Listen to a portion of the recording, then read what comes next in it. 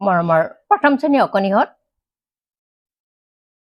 আজি মই তোমালোকলৈ গণিতৰ কিছুমান সৰু সৰু কথা লৈ আহিছোঁ আৰু এই সৰু কথাবোৰ জানিলেহে তোমালোকে ডাঙৰ কথাবোৰ পাৰিবা।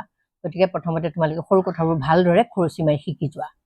ইয়াত চোৱাচোন কি দিয়া আছে, শুদ্ধ সংখ্যাটোত ঘেৰ চিন দিয়া। এইখিনি এতিয়া তোমালোকে পঢ়িব পৰা হোৱাই নাই, তথাপিতো তোমালোকক আমি ছাৰ বাইদেউবোৰে কৈ দিব, নাই শুদ্ধ সংখ্যাটোত ঘেৰ দিয়া 10। এতিয়া 10 সংখ্যাটো কোনটো আমি চিনি পাব লাগিব। ইয়াত আছে 8, 9, 10 কিমানে হয়, 1 0 10, নহয়নে? গতিকে আমি পায়ে গলো 10 সংখ্যাটো। গতিকে আমি ইয়াত কি দিম, ঘেৰ চিন দিম। এনেকে ঘেৰ চিন দিলো, মনত ৰাখিবা। 12, 12 কোনটো চোৱাচোন, ইয়াত আছে 1 10 1 11, 1 10 2 12। পাই গলো যেতিয়া আমি পিছৰবোৰ নাচাওঁৱেই, গতিকে এই 12 সংখ্যাটো আমি ঘেৰ চিন দিম। সংখ্যা চিনি পালে একো দিগদাৰ নাই। এতিয়া চোৱা, এইটো সংখ্যা, এইটো তোমালোকে পঢ়িব নোৱাৰিব পাৰা, এইটো ছাৰ বাইদেউহঁতে কৈ দিব। 15, 15 কিমান আছে পঢ়িব, আমি এই বানানটো পঢ়িব নোৱাৰিলেও আমি 15 কিমানে হয় জানো, নহয়নে বাৰু? ইয়াত 10 আছে, 1 10 1 0 10, 1 10 1 10 11, 1 10 2 12, 1 10 3 13, 1 10 5 15, ইয়াত 1 10 5 15 দুটা আছে, নহয়নে? যিকোনো এটা দিলেই হ'ব। আমি এই সংখ্যাটোত ঘেৰ চিনটো দি দিওঁ 15। তোমালোকক খেলি মেলি লাগিবলৈ দুটা সংখ্যাও দিব পাৰে, একো ডাঙৰ কথা নহয়। তোমালোকে যদি চিনি পোৱা, তোমালোকৰ কাৰণে একো দিগদাৰ নাই। এতিয়া চোৱা, এইটো মূৰ্ধন্য ঠ 18। এতিয়া 18 ক'ত আছে আমি বিচাৰিম।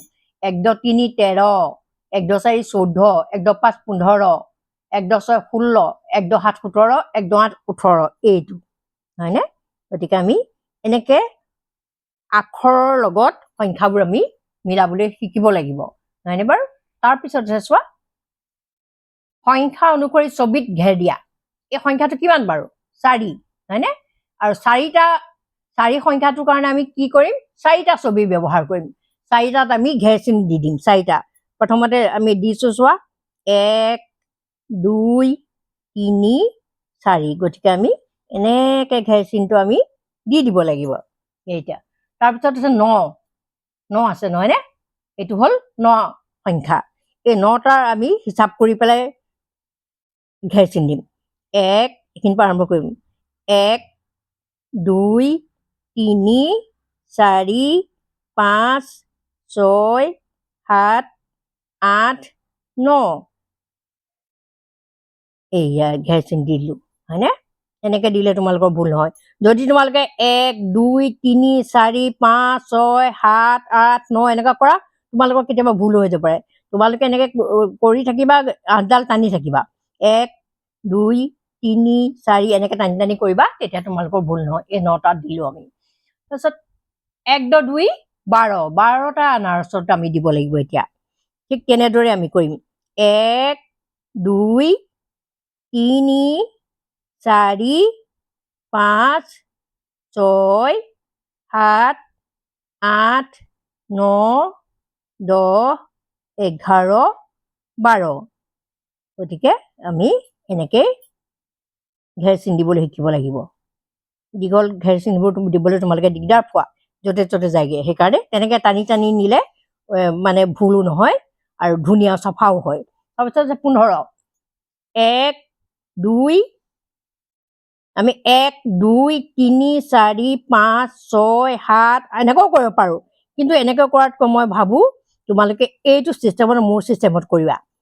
1 2 3 4 5 6 7 8 9 10 11 12 13 14 15। ইয়াত 15 আছে, 15 গোটেইটোৱে হ'ব।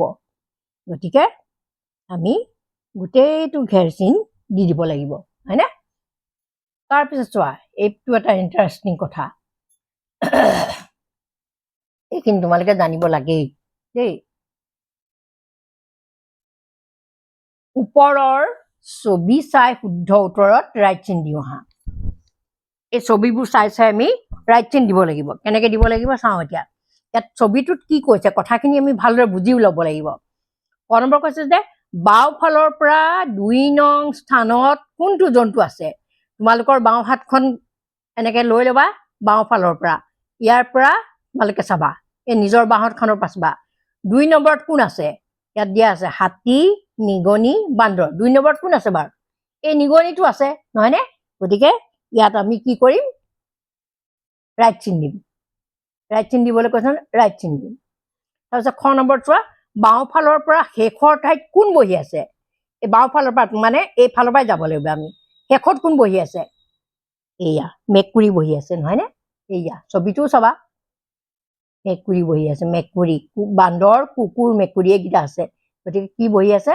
মেকুৰী ইয়াত ৰাইট চিন নহয় ৰাইট চিনহে দিব লাগিব হেৰি নহয় ঠিক আছে তাৰপিছত চোৱা বান্দৰ আৰু মেকুৰীৰ মাজত কোন আছে এতিয়া বান্দৰ আৰু মেকুৰীৰ মাজত কোন আছে কুকুৰ আছে হয়নে বান্দৰ আৰু মেকুৰীৰ মাজত কোন আছে কুকুৰ গতিকে আমি তলত চাপ কোনটো কুকুৰ হাতী মেকুৰী কুকুৰ ইয়াত ৰাইট চিন দিম নহয়নে এনেকুৱা মজা মজা অংকবোৰ তোমালোকে পাই থাকিবলৈ মোৰ ভিডিঅ' চাবা ধুনীয়াকৈ আৰু তোমালোকে এইবিলাক শিকি গৈ থাকিবা আৰু এনেকুৱা ধৰণৰ কথাবোৰহে আজিকালি বেছি দৰকাৰ দেই তোমালোকে বুজি পাইছা নাই আচল কথাটো ইয়াতহে ওলাব ঠিক আছে সকলোৱে লাইক কৰিবা ছাবস্ক্ৰাইব কৰি ল'বা মোৰ ভিডিঅ'বিলাক